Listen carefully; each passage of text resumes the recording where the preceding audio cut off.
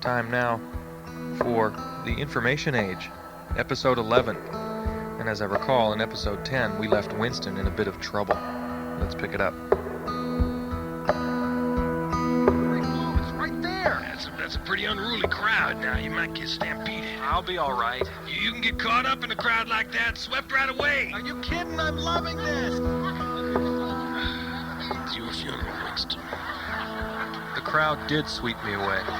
Millions huddled in mass, on each other's heels, lurching toward the free flow.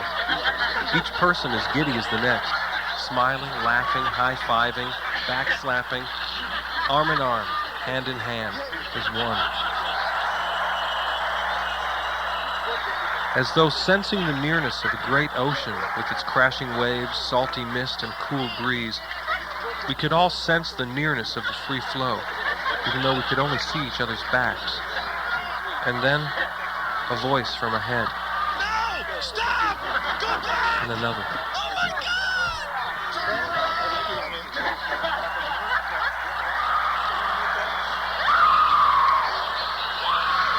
What is it? What's happening up there? They say people are falling in. We're going to die if we don't stop. Turn back! Stop pushing! I can't help it! Tell the people behind you to turn back! Please stop! Turn back! Spread the word! The free flow. It's right in front of us. People are disappearing. Oh my God! The crowd has too much momentum! The front line dropped out of sight, and there before me was the free flow of information, 1,000 times wider than the Grand Canyon, teeming to its brim with violent, swirling, vaporous masses, an inconceivable cacophony of sound, light, wind, and information particles which whipped and circled like so many pea pods in a tornado. Many of the victims desperately reached for the flying particles, but none of the bits were large enough for a person to grasp, let alone gain a foothold of support. My view from the precipice lasted less than an instant as the massive crowd continued forward, and suddenly there was nothing under my feet.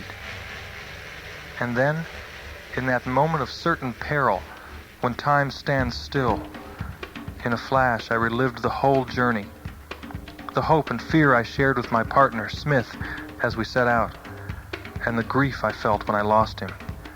Images flooded my mind, the vile mutants of AM Talk Radioville, the gargantuan two-headed beast of politics and religion, Customer Rep Karen and the Money Pit, Newton Minnow's vast wasteland.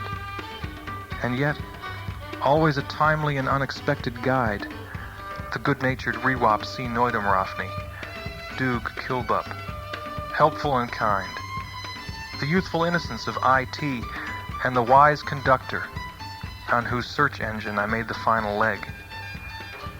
Just as quickly, the thoughts vanished, and I knew in my bones that more than just gravity alone was pulling me down. I could feel every organ, every vein, every tissue in my body compress upwards in response to the force from below. And then, a hand on my shoulder? Don't worry, Winston, I got you. Smith!